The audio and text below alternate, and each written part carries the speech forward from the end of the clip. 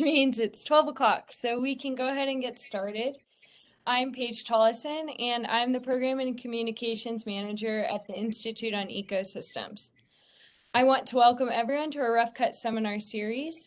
As a part of our series next week, we will hear from University of Missoula's IOE Director, Dr. Frank Rosenweg, who will be speaking on dissecting major evolutionary transitions via experimental and comparative genomics. So I hope you all can join us for that. Today, I am pleased to introduce panelists John Doyle, Dr. Mari Eggers, Dr. Vanessa Simons, Christine Martin, Charlene Yarlett Johnson, and Tim Reelbird, who will be speaking on addressing water insecurity in Crow. John Doyle is a founding member of the Crow Environmental Health Steering Committee, longtime director of the tribe's Water and Wastewater Authority, board member of Plenty Doors Community Development Corporation, and has been leading work on water and health on the Crow Reservation for a lifetime. Dr. Mari Eggers is a research assistant professor in environmental health, has lived on the Crow Reservation for more than a decade, taught science at the Tribal College, and now works with Crow colleagues on research and mitigation to reduce exposure to waterborne contaminants. Dr. Vanessa Simons is an associate professor in community health. She is working to develop an environmental literacy program for Crow youth called Guardians of the Living Waters, and she is the director of the new Indigenous and Rural Health Interdisciplinary Doctoral Program at MSU. Christine Martin is a community health professional who serves as the PI for the USDA New Beginnings for Tribal Students grant, Returning to Our Good Camp, and the program coordinator for Guardians of the Living Waters. Charlene Yarlott Johnson is the executive director and founder of Plenty Doors Community Development Corporation and has lived on the Crow Reservation for most of her life and has worked with the Indian Health Service for almost 25 years. Tim Reelbird is the Water Sanitation and Hygiene Navigator at Plenty Doors Community Development Corporation. Mr. Reelbird previously worked for the Crow Tribe in multiple leadership positions, has extensive program administration experience, and is a member of the Apsaluki Nation. And as a reminder, please be sure to turn your cameras and microphones off during the presentation and save your questions for the end of the talk. We are recording today's seminar, and it will be posted by the end of the day on the IOE's website. And I will go ahead and share the PowerPoint, and then we can go ahead and get started.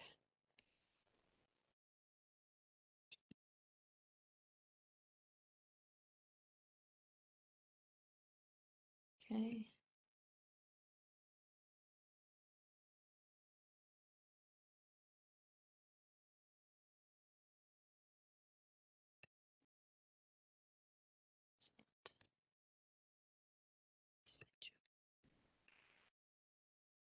Okay, can everyone see that okay? Yep. All right. Well, great. Well, first of all, thank you so much for the invitation to present to the Rough Cut for Institute on Ecosystems, and thank you, Paige, for those introductions. I'm really delighted to be here today with all of my colleagues from Crow, John and Christine, Vanessa, Charlene, and Tim. Some background to this work. I've been doing, we all have been doing environmental health research on the Crow Reservation starting back in 2005. John is going to talk about some of that history. But one of the things I really realized in doing this work is that if you do biomedical research, there's a whole network of hospitals and clinicians whose job it is to translate the results of your research into patient care. If you're in agriculture or some resource management fields, you've got the entire extension service. But if you do environmental health research, neither of those networks is really dedicated to translating the results of your research and helping communities use that data to make a difference in people's lives. You know, when was the last time you went to a doctor and they asked you what your source of drinking water was, or, you know, if you're exposed to hazardous chemicals on the job, or what the water quality is like in your neighborhood? It's just really not, it's not integrated. And one of the things I've really learned from my colleagues is that if you do environmental health research, you don't just simply take the data and explain it to the community and then say, well, hey, you know, good luck with that lead in your drinking water because you've got old pipes. or, good luck with air pollution in your neighborhood because, it's generating so many causes of asthma. And what we've been addressing is really water quality and water contamination and water insecurity and the impacts on health and how climate change is affecting those. And we're not here today to really present those research results. We presented on that before for Rough Cut.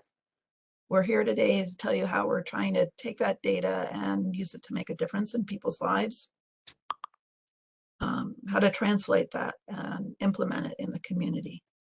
And with that, I'm going to turn it over to John Doyle, who is the director of the Crow Water Quality Project and has been leading work on water and health in the Crow community for a lifetime.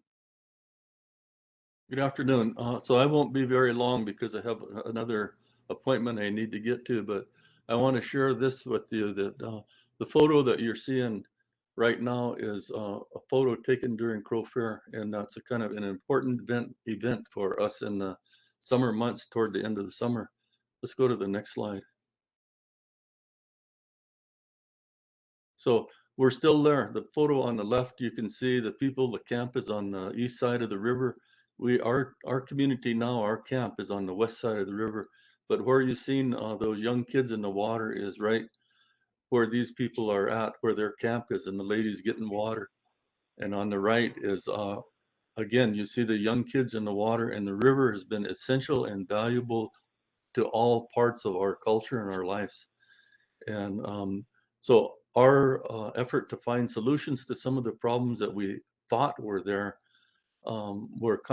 we never were able to progress very far because we didn't have the knowledge and we didn't have the data. But throughout the past few years, working with Maureen, steering committee members, and various numbers of funding agencies that have helped us along the way, we've made some progress. But the problems are many, and we have very short resources to address those. So next page. This is a group of our steering committee members on the left and senior advisors. In the center is steering committee members currently. And on the right is a trip we took to the Prairie Mountains, and we was testing water out there. Along with us were students from MSU and Little Bighorn College. Where the photo on the left with everybody in the building is one of the steps we took toward addressing wastewater contamination and a new aeration building. Next slide. Again, you're seeing students from LBHC, and it looks to me like they're in the Little Bighorn River as well as on the upper end of the Little Bighorn River. The photo on the right is students as well as Christine and Emery actually at a home testing their well water. And so that's been the biggest challenge, is how do we address and find solutions when there's not enough resource to do that. And so that's what the story has evolved into, is we can test all we want, but if we can't find solutions and we can't find funding to do that, then we're just kind of spinning our wheels. But we may know something, but it doesn't fix and help those homeowners that are having needs. So this is where the story begins, and I'll turn it over to Vanessa at this point, because they're in the process of trying to educate our young people, and so that we don't find ourselves in some of the solutions that are some of the problems that we have, that we're solution orientated. Next page. And so this is some of the areas and locations that we've tested, and on the right side you see the water cooler. That's the solution that we have to date, and that's the best we can do. And it's valuable to everybody because it provides clean drinking water and no aftertaste or no odor in their water. But that doesn't address the main problems. And there's 850 homes that depend on well water, and a third of those have some sort of contamination, whether it's metals or bacteria. And so we also have those same kind of problems with our river. Little Bighorn River has some serious issues. Next slide. Again, on the right or on the left side, that's an event, a flood event. And on the far right side is we installed a weather station so we could start gathering data on, what our climate's looking like, what our soil moisture is looking like, and have a better awareness to what's going on in our location. But the photo on the right side, we dug down 36 inches, and as you can see from that, the canvas in the background there, the soil looked pretty moist, and it wasn't extremely parched. But last summer, they put an addition to that weather station and a more advanced data gathering site, and we dug down 5 feet, and it was a 5 by 5 square hole in the ground, and that ground was dry, hard packed all the way down.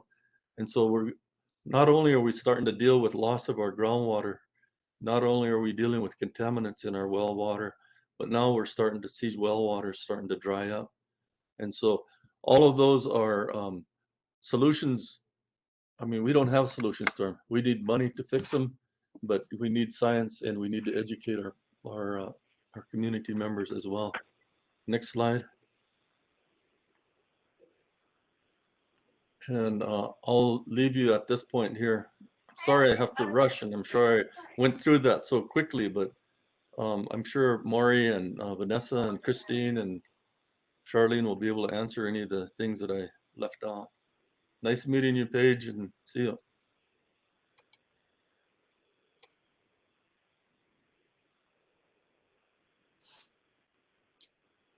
Vanessa, you can take it from here. Okay, next slide. Okay, so I'm Vanessa Simons, and we're going to talk about the Guardians of the Living Water. Next slide. And so, as John kind of started to mention, Guardians of the Living Water is a partnership between the Crow Environmental Health Steering Committee, myself at MSU, and other researchers and students, and then Crow Agency Public School and Little Bighorn College. And so I'm a Crow tribal member as well. And I came back to Montana in 2014, and that's when I began my work on the Guardians of Living Water project. And it started through conversations that I had with the Crow Environmental Health Steering Committee, including Mari and John and Sarah and all those people. And they kind of came up, I brought in the ideas and the background that I had in I didn't have as much environmental background, but I had health literacy background and a public health and community education. And so then this idea came out of our conversations about how do we kind of build this work on further, get the youth involved, how there's a way to reach parents by reaching youth. So having children be agents of change. Next slide. This is the framework that we use. It's based on a health literacy framework that we can apply to environmental health literacy. And it kind of talks about this progression, and I can see this progression being applied to what we're doing at Crow. And so we have kind of these 3 levels of literacy or environmental literacy. We have functional skills, so that's building the critical skills needed to understand what's going on in the community. This was somebody's mic is on. So community leaders making that initial connection between the environmental contamination and the human health threat. And then we have interactive literacy, and part of that's also that building of trust between researchers and community members. And community members taking that next step, gathering data, and either themselves or through partnerships. And so as you saw, the steering committee has had many partnerships over the time. And then critical literacy is once you have that information in hand, you take action together, collaborative action. And so, next slide. So Christine is going to talk about our logic model for our program. Go ahead, Christine. So this is the logic model that we've been working on, and we kind of created just thinking about what the program is. And so we kind of started using symbolism. So we have the Western science knowledge and the Epsalaga elders knowledge over the interns, the Little Bighorn College interns, the high school interns, and the MSU partners. And so the 3 mountains also represent the 3 mountain ranges in within the reservation. And then we also have two main rivers, which are represented by the 5th and 6th graders. So the interns are immersed with the knowledge, both Western and Apsalagat, and then they in turn teach the 5th and 6th graders. And so we do a week-long camp, and the 5th and 6th graders take the stuff that they learned, and they take it home to their family and the Apsalagat community. And so that's where like the teepees come from. And the colors represent the clan system within the Apsalagat culture. And then we also have our project leadership, which is always there guiding. And then we have our evaluation, which gives us like, make sure we are following our core values and gives us process and strategies and make sure we're always doing decision making and we understand our lessons learned and wise practices. Next slide. As Vanessa was saying, we also use functional literacy. And so we use this by having the youth understand water contamination by using their reading and writing skills. And so we developed an E. coli activity where the students learn about E. coli and they write a short skit just to demonstrate what they've learned. And then they take that skit and they present it in front of the other students. And then we also had a flash memory game about E. coli with the kids play also. Next slide. We always want to incorporate storytelling, and so oral history is a main focus. And so we always take the students to significant spots or sites, and then we bring in storytellers, our knowledge holders, and we have them tell stories like maybe pertaining to the place, or just stories about water or history. And so this has always been a part of our program, but more recently we want to incorporate it more and just bring more stories in and more knowledge holders, and the kids really like it. Next slide. We also use interactive literacy, and so we've always focused on water testing and also understanding like the contamination going on with water sources in the community. And so we also want to get the kids doing hands-on learning. So we let them do the water testing. And so they get a chance to collect the water sample and then they evaluate and observe a local water source. And then we also determine if that source is healthy. And then we do a river assessment. And so at each of these sites, we also have an elder there just to do the oral history part or tell stories to the kids. And so the interactive literacy part is a lot of fun in the camp. Next slide. So the critical literacy part is where we kind of go above and beyond. And so we are always changing it up or trying to think of new critical literacy ideas. And so one time we took one of our students who's been in there from the beginning to a conference, and he spoke in his own words, like his experience and stuff. And so that was really a great time. And then also the E. coli skit where the kids present in front of the class and where they come up with their own skit ideas. And then another time we had all the kids get together and come up with ideas or things they thought were problems in the community. And they all selected one. And so we came up with decorating trash cans and putting them out in the community, and then just observing them and making sure they were emptied and keeping an eye on them. But and then we also made a movie, and the students were able to come up with the idea that they wanted to come test water or make a movie about testing water. And so just giving the students their own ideas and coming up with solutions to for those. Next slide. This part's Vanessa. And so the main goal of this project is to develop youth as agents of change. And over the course of the program, we've implemented several methods to evaluate. But of course, it is difficult to do surveys or interviews with this age range. And so we've brought in Indigenous evaluators who use Indigenous methodologies, Indigenous evaluation approaches. And so they've really helped us to expand that part of our work and to really see what impact has this program had on youth and on the community. And so this is one way we kind of go beyond survey data We have the students actually draw pictures about what they've learned or what was the most impactful part of the camp. And so this first picture, one of the youth drew a picture of when we visited the river and how this is all the students along the bank and how they learned about feeding the river. So they give the example of they have the beef jerky there and all the students there listening. And so we did this at Plenty Coups State Park with one of the knowledge holders. And then the other side, kind of a more Western science example, we were teaching the kids about different kinds of E. coli, how some E. coli can make you sick. And so these kids are talking about the bad E. coli and the good E. coli. Through our qualitative interviews, children have talked about increasing their environmental responsibility, taking care of the environment.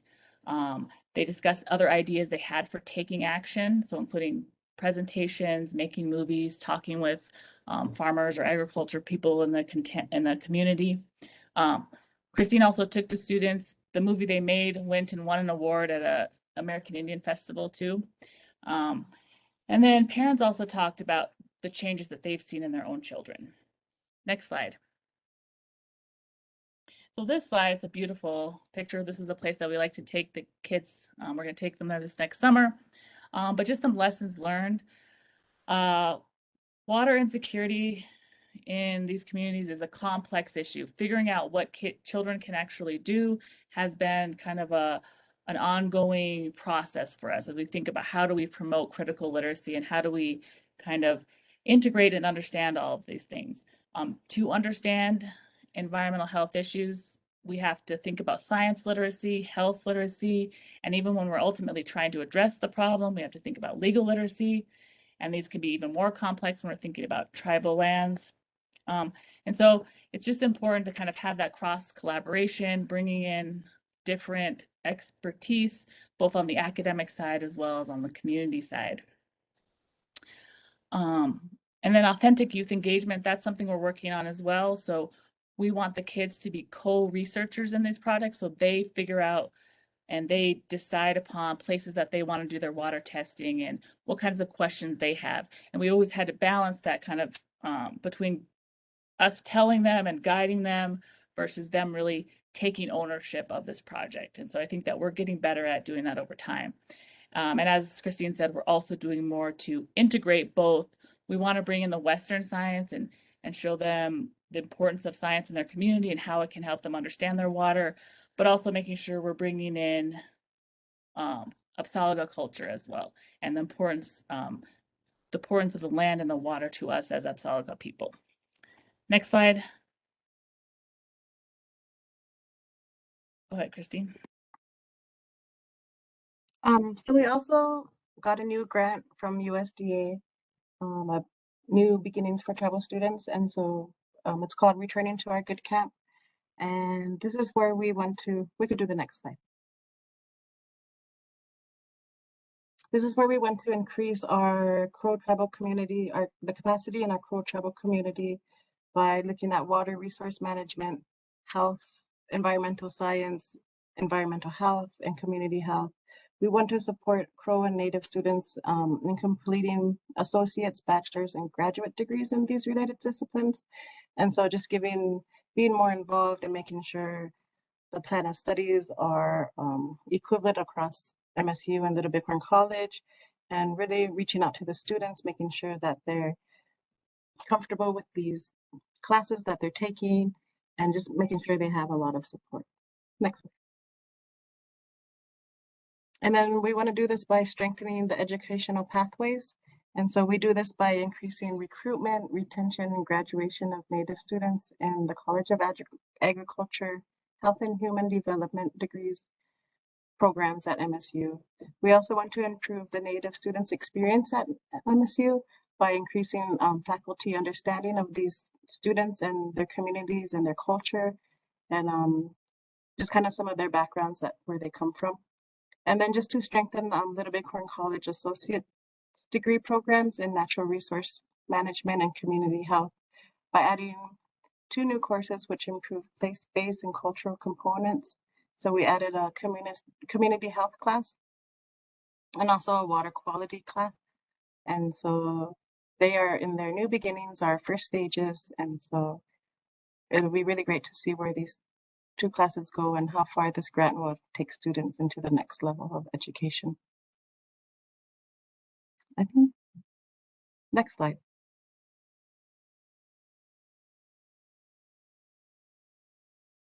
Would you like to say a few things, Mari? Yeah, go ahead. Okay.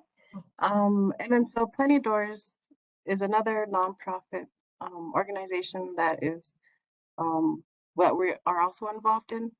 And so we navigate the WASH, which is helps community members like tackle their water quality issues or find resources to help them repair their houses. That's another project I'm on. And is there anything else you would like to say, Mari? I think Tim is on the call. Is he going to start?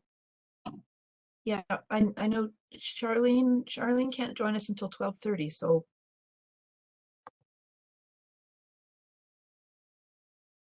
Tim, are you here? I saw you join the meeting. Yeah, I'm here. Charlene's coming on, so give us a second here.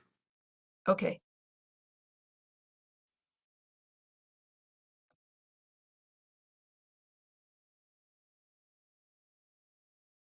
I'm on. Go ahead, Charlene, take it away. Sure. Good afternoon. My name's Charlene Johnson. I'm the Executive Director for Plenty Doors Community Development Corporation. And I have Tim Milbird, who is the Plenty Doors WASH Navigator. And so today we're going to talk about the work that we've done with the Water Sanitation and Hygiene Task Force. And the purpose of this task force is to provide safe water and sanitation systems to communities and households. So Tim and I'll talk about Plenty Doors, and Tim is going to talk about our WASH task force. Next slide.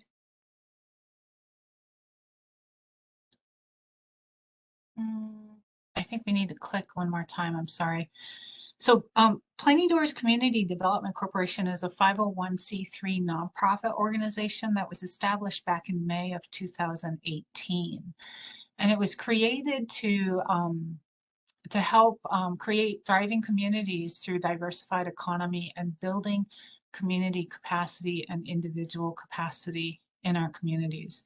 So the mission, as it states on here, is to improve our communities through economic development, individual and community capacity building, business development, and promotion and preservation of culture, environment, and food sovereignty.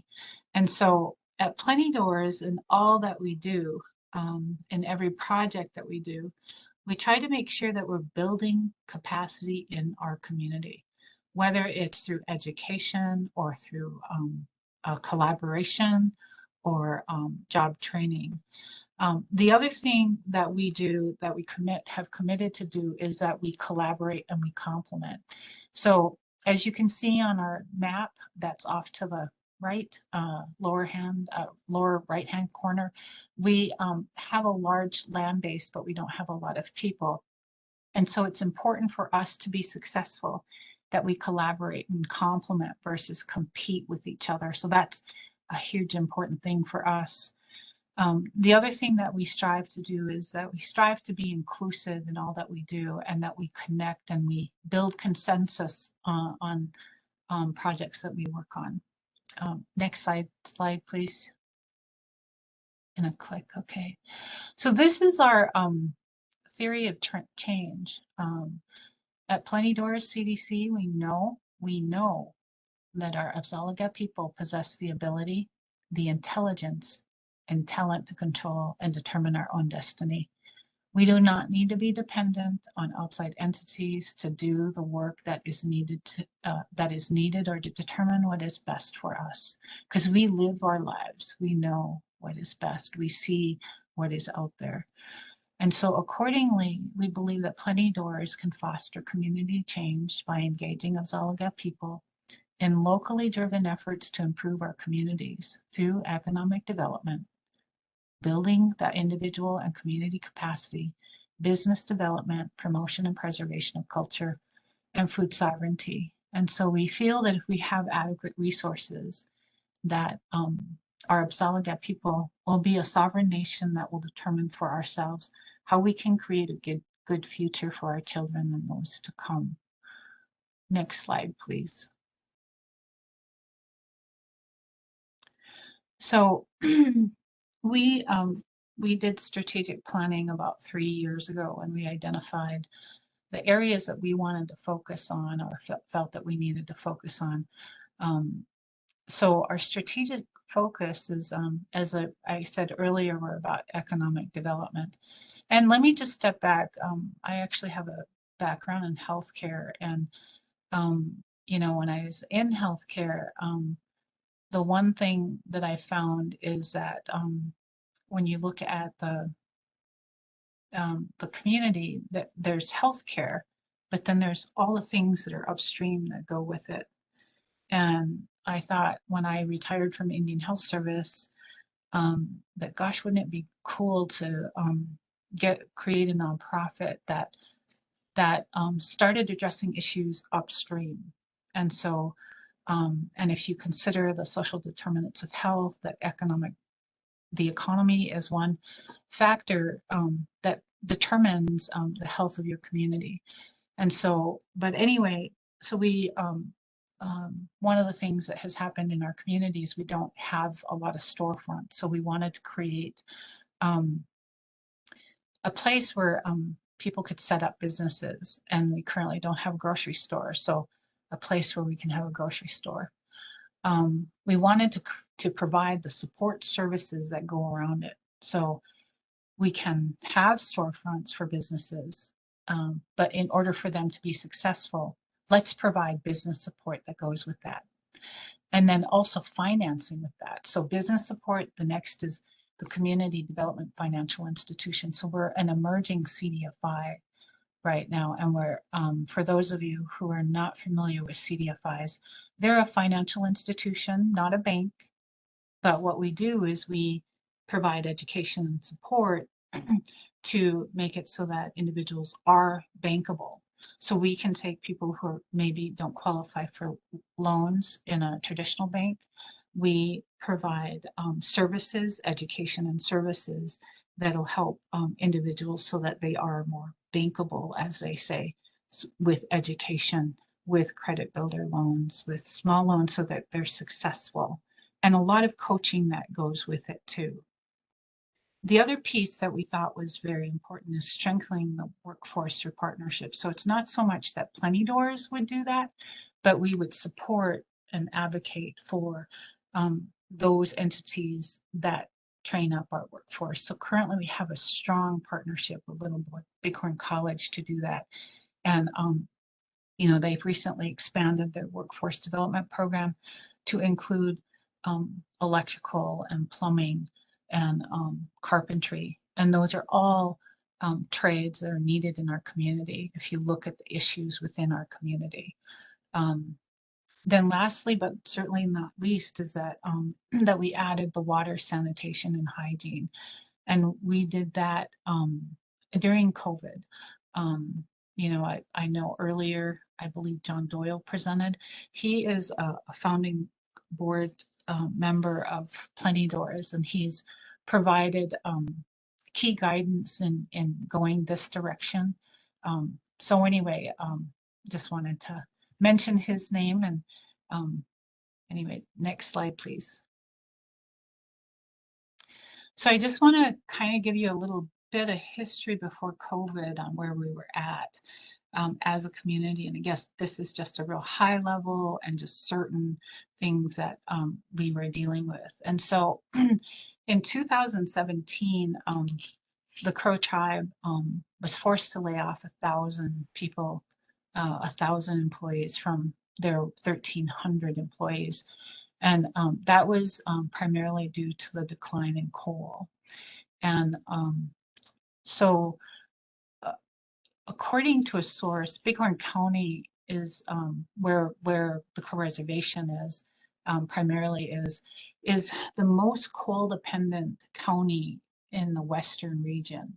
And so we're on the Crow, in Bighorn County. And so the Crow tribe is also very coal dependent. And I also wanted to mention, so if you look at the US Census, for the Crow Reservation, you'll see that they say approximately 7,000 people live on the Crow Reservation. And so think about the impact of 1,000 people getting laid off. So you figure a portion of that 7,000 is our children who don't work. And as you all know, at least on our reservation, we have a higher percentage of young people. And so even if you consider like 50% or a little over 50% of the 7,000 people, you figure 4,000 people who were employable, and 1,000 of them lost their jobs. Think about the impact that would have in any other community. So that's had a huge impact in our community. And then also in 2019, the only full service grocery store in Crow Agency burned. And so we lost an additional 18 jobs.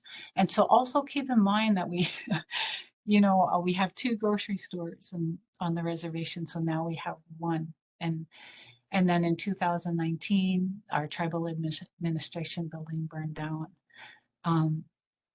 Also before COVID, there was a decade of research conducted by the Crow Environmental Health Steering Committee that tested like 250 homes out of 850 at-risk rural homes. And of the, well, actually it was 300, right? And then, so of the homes that were tested, 40% of the homes sampled had well water that was unsafe for consumption. Think about it, 40%.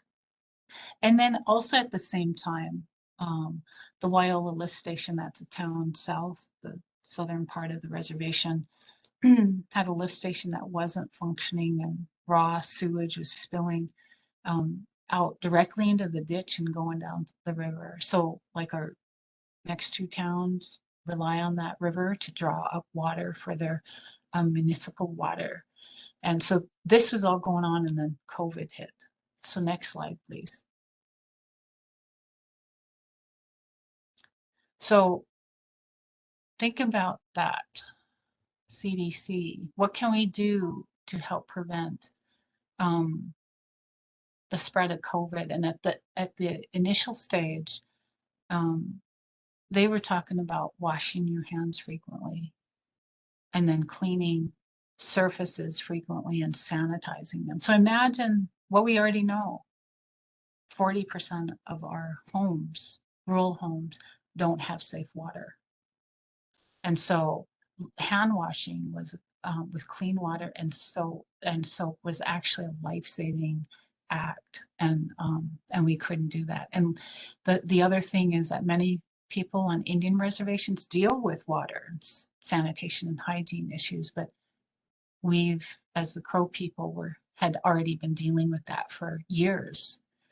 And the other thing that we found is that Crow Country experienced one of the highest rates of positive cases and deaths in the state of Montana. So what COVID did was it brought all of those issues to the surface, because these are things that the Crow Environmental Health Steering Committee had known, and they tried to bring to the attention of people.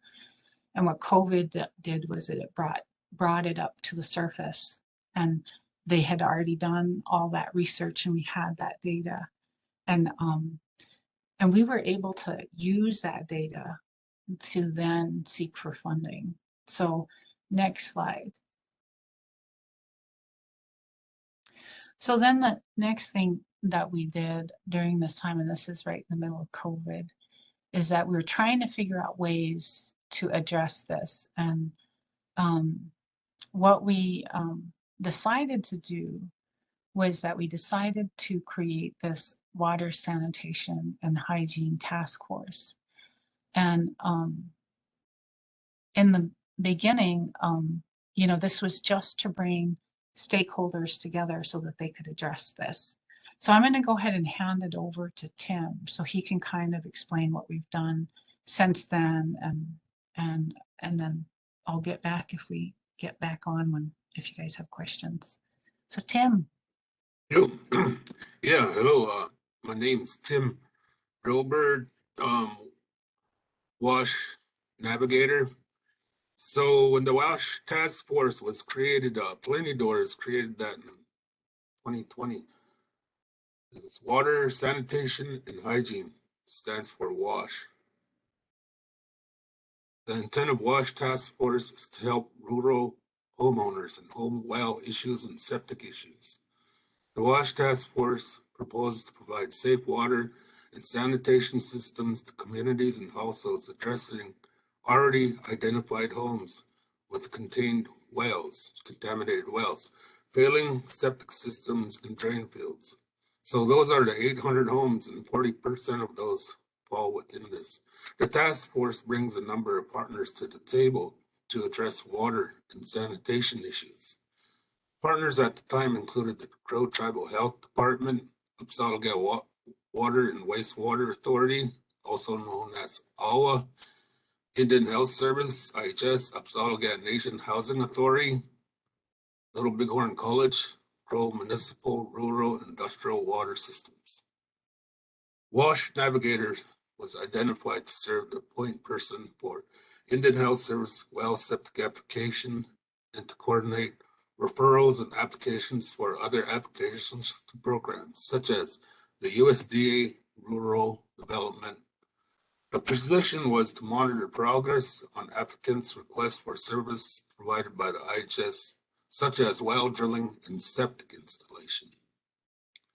Members of the task force saw COVID as an opportunity to address the issues of safe water to partners with others in effort to build capacity of our community through job training opportunities and education to communities. Next slide. Within the WASH task force, homeowners assistance with issue related to water, septic systems, cleaning, so that's one of our services. Well pump replacement, another service that we offer, and hot water replacement. So those are the areas that we help these homes with. Training and education, Green and Healthy Homes Initiative and well training.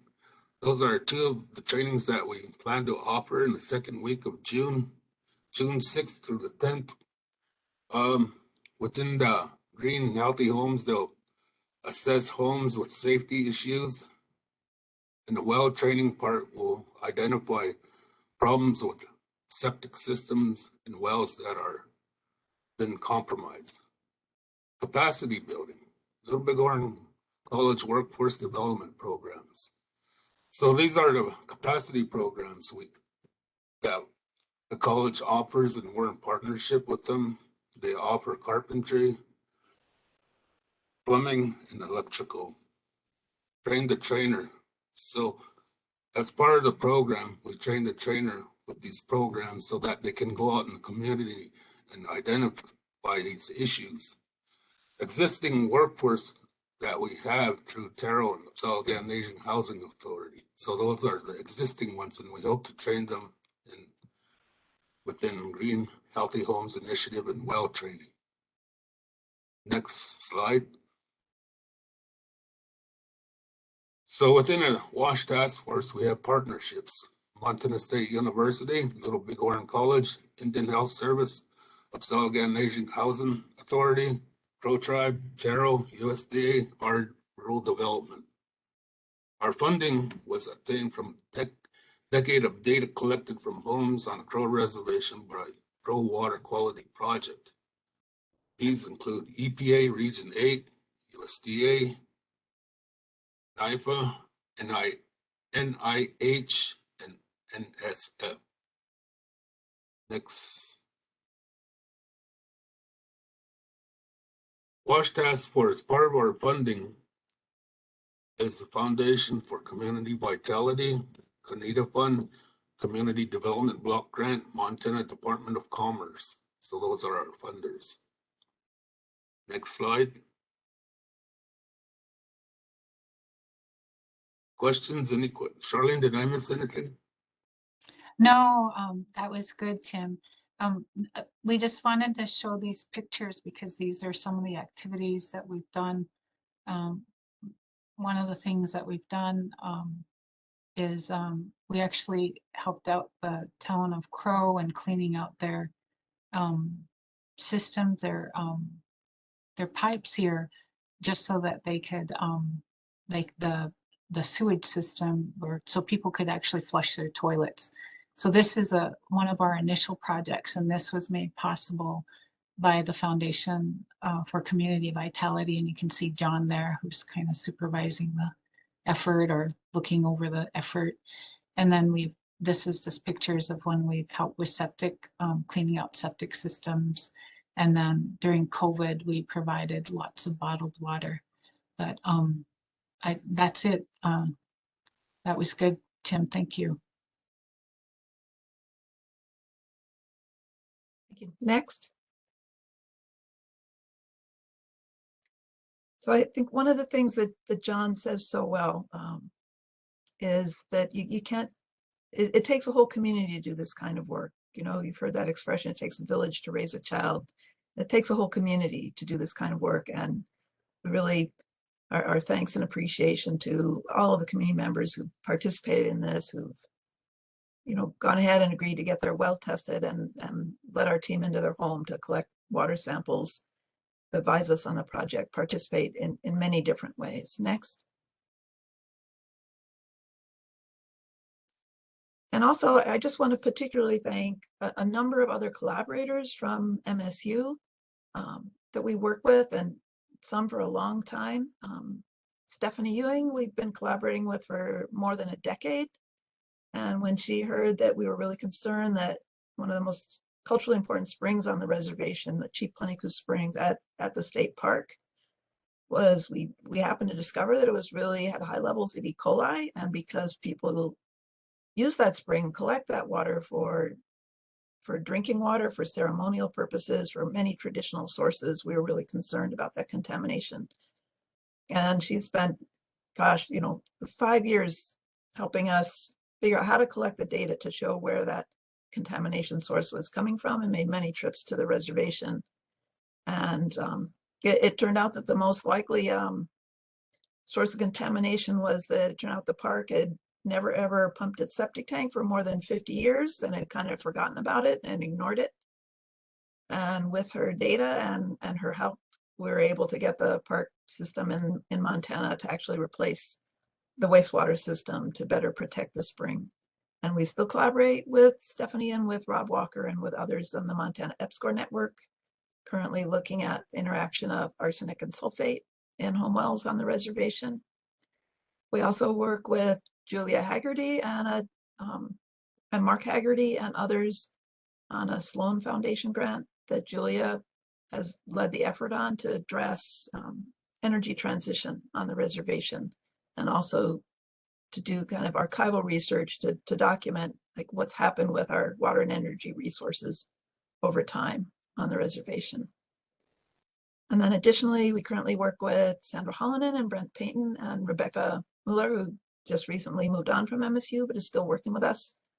And also with Elliot Barnhart at USGS and Crystal Richards at Rocky Mountain Labs on initially looking for an amoeba parasite, Naegleria fowleri, that we were concerned was on the reservation, and expanding into what are the other pathogens in the rivers that are, we know we see kids getting sick from swimming in the river in the summer or getting skin infections, and we don't know what the sources of those are. So they are working with us to address those. And an additional longtime collaborator is, you know, Adam Sigler helped us get started on all this water quality testing and did a lot of the initial training in early 2000 when we started this work, and we still collaborate with Adam. So thank you. Next slide. I just want to thank our funders from EPA, NIH, NSF, and USDA, and our current work with the EPSCoR program, and also with an NIH P50 Center out of University of New Mexico. Next slide. We've really learned the power of getting results out and publishing them. And this has opened, both open doors for other opportunities. And we really feel it's important to co-publish as a team. So everyone who's been a part of the work is included as a co-author in this. Thank you. Next slide. And with that, I'll leave it open for discussion.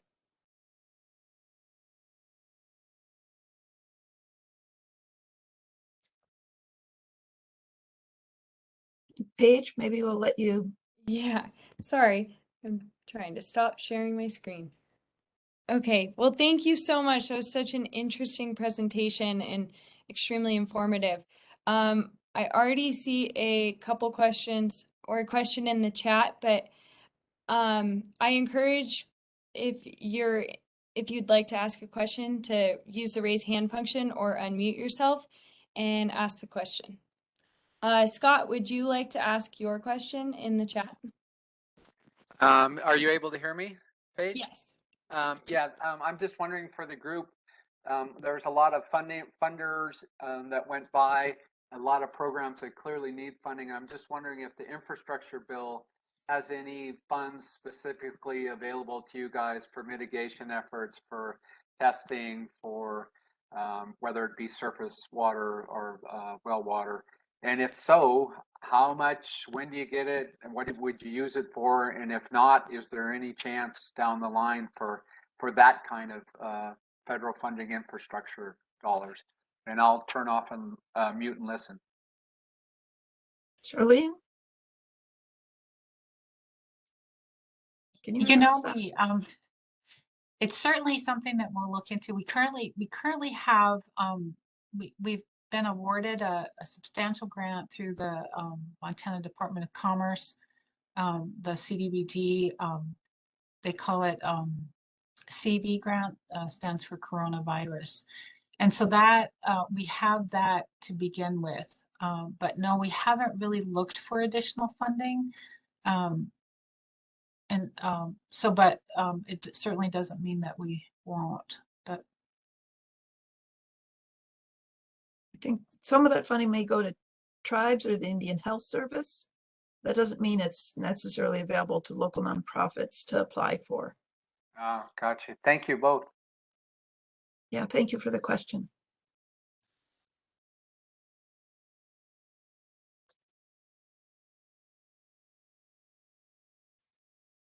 Any other questions?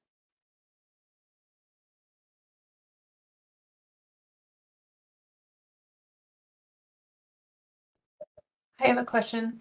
I'm really interested in how there were some summary findings, but I'd love to hear any of you who've been involved with a student camp in the summer talk about what that experience is like for the kids, and are you seeing some of the predicted influence on their families happening, and how are they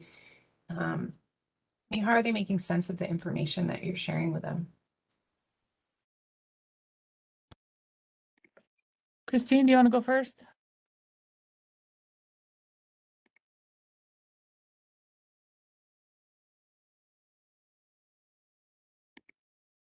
Are you there? I can start. So with the camps, so we've had students there. We've been going on since 2015. So every summer for the past, however many, 7 years now, except for COVID, 1 year was online. We were able to be in person last year though, because we're right in the middle of the Alpha and the Delta. But we have students that have been with us since they were fourth graders. So that's kind of one thing that has been emphasized to us by our leadership team is following those students over time and keep giving them these opportunities. And so that was the student that actually presented with us at a conference, and he's been kind of interviewed and is like our poster child for GLW. And then we are working on following up with other students, kind of seeing where they are, how this is impacting them over time. But parents have talked how they've seen changes in their kids, how they see kids come home and talk about, ask them questions, see a poster on the wall and ask them questions. That's kind of one thing we wanted. That was one goal of our program, is to teach youth about these water quality science, as well as like Absolga stories, and then they go home and share it with their family or their friends. And we're still trying to continue to strengthen that piece of our project. Having them, our next grant that we just got, well, now we're like in the middle of it now, but the one we're working on right now is also including having them go out into the community more, which COVID has kind of messed with us with that. But we're hoping in the next year to do more of that outreach with our students. And then we've also included this other component that came from our steering committee of this cross-age mentoring, near peer mentoring. And so that's where we can keep these students involved. We have those fourth graders coming back and continuing to work with students. So we feel like we've seen a lot of different impact, but it is hard to measure that quantitatively. And so that's why we're using more of these indigenous methods and indigenous evaluation. So Courtney, are you Courtney Scott from Community Vitality? Are you still on the call? Yes, I am. Hi, Mari. Nice to see you. Would you like to just comment on your foundation's involvement in this? Yeah, I mean, I appreciate everyone on the call today. I'm very familiar with the projects talked about today, and was really happy to hear from Vanessa and Christine, as I was less familiar of what's transpired over the last year or two, and so appreciate that, Vanessa. We're a foundation, a place-based foundation that focuses really on the Crow Northern Cheyenne, and you know, through philanthropy, our work is only we work through people. So we met the environmental steering committee 5 or 6 years ago, and was excited about what they were doing, and you know, it's just been really taking off. And so it's the power of collaboration and power of bringing multiple entities to the discussion. It's been wonderful to see how WASH has really transpired and grown, and you know, to have employees to be able to assist Charlene in these efforts. And you know, the discussion point, speaking specifically about you know, how COVID really impacted the Native communities that didn't have access to clean water, was a huge impact. And it's great to sort of see how the steering committee has rose to the occasion, and WASH has been able to address some of that. And I just commend, it's wonderful, you know, there's such, you know, Mari and John and a lot of the other collaborators have done great research on a lot of this topic. And so those who are interested in that can go really deep into water contamination and where access of pollution comes from. But to see sort of the action on the ground has been really wonderful. And, you know, some of the things I'm really interested in is if you guys have 2-3 year goals, and where you sort of see WASH going, and maybe Vanessa, where you see Guardians going. And it's exciting to see the collaboration with Little Bighorn College and MSU. So always excited for what's ahead, and powerful people on this call. So thank you. Well, and thank you to you and your family and the foundation for all your support.